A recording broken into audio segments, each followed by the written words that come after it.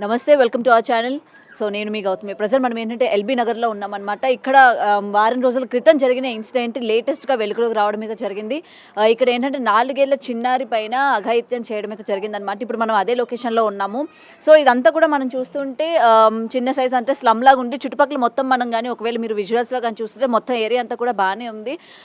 Apartments కానీ అన్నీ బాగున్నాయి. కాకపోతే కొంచెం స్లమ్ లాగా కూడా ఉంది. ఇక్కడ ఏంటంటే కొంతమంది నివసిస్తూ ఉన్నారు. గత 10 ఏళ్ల నుంచి కూడా ఉన్న ఫ్యామిలీస్ కూడా ఉన్నాయి. అండ్ ఇప్పుడు ప్రెసెంట్ చూస్తున్నారు కదా, ఈ ఇంట్లోనే ఈ అఘాయిత్యం ఎక్కడ ఏ పిల్లకైతే జరిగిందో వాళ్ళ ఫ్యామిలీ అయితే ఇక్కడ ఉండడం జరుగుతుందంట.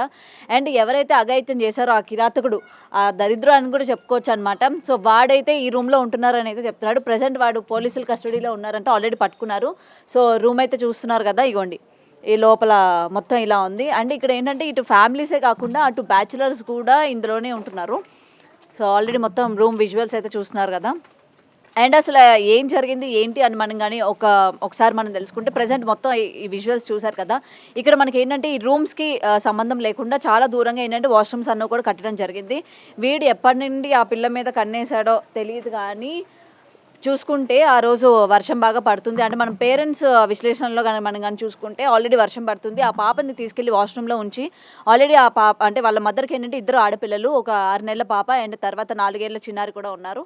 అండ్ వాళ్ళు ఏంటంటే వాష్రూమ్లో విడిచిపెట్టడం జరిగింది. వీడు అది గమనించి తల్లి వెనకన లేదు కదా అని చెప్పి ఆ యొక్క పాప వెనకనే వెళ్ళి వాష్రూమ్లోకి లాగడం కావచ్చు, లేకపోతే వాష్రూమ్లోనే ఆ పాపని అఘాయిత్యం చేయడం కూడా జరిగిందని అయితే మనకు తెలుస్తోంది. ఇక ప్రెసెంట్ చూస్తున్నారు కదా వాష్రూమ్స్ ఇక్కడ ఆల్రెడీ ఇక్కడ ఏంటంటే దగ్గర ఒక 6-7 ఇళ్ళ వరకు ఉన్నాయి.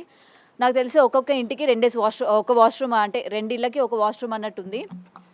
సో ఆ పాపనైతే ఈ వాష్రూమ్లో కూర్చోబెట్టి ఆ తల్లి ఏంటంటే పాలు ఇవ్వడానికి పాప దగ్గరికి వెళ్ళింది. ఎలాగా అందరూ ఉన్న ఏరియానే కదా, అందరూ తెలిసిన వాళ్ళే కదా అని చెప్పి ఆ తల్లి అయితే చాలా ధైర్యంగా పెట్టింది. అంటే ఇలాంటి ఇన్సిడెంట్ జరుగుతుందని బహుశా ఆమె కూడా కలగని ఉండదు. వాడు వాష్రూమ్ దగ్గర పాపని విడిచిపెట్టి వెళ్ళిన వెంటనే పాపని వాష్రూమ్ లోపలికి లాగడం, అలాగే అఘాయిత్యం చేయడానికి ప్రయత్నించడం కూడా జరిగిందని అయితే తెలుస్తోంది. ప్రజెంట్ ఆ పాప ఏంటంటే హాస్పిటల్లోనే ఉండింది.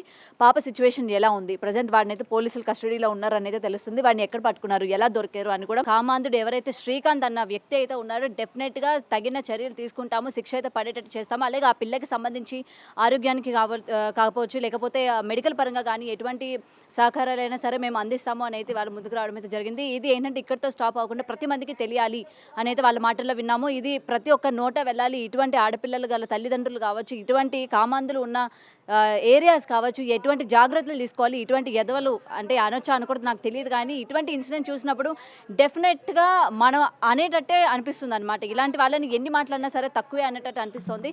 సో తగిన చర్యలు తీసుకోవాలి, ఈ పాపకి న్యాయం జరగాలి. అటు మెడికల్ పరంగా కావచ్చు, లేకపోతే ఆర్థిక పరంగా కావచ్చు, ఏదైనా సరే హెల్ప్ చేయాలని కోరుకుంటున్నాం. ఇటువంటి కామాంధులు ఉన్న ఏరియాలోని ముఖ్యంగా తల్లిదండ్రులు, ఆడపిల్లలు గల తల్లిదండ్రులు ఎవరైతే ఉన్నారో వాళ్ళు కూడా తగిన జాగ్రత్తలు తీసుకోండి.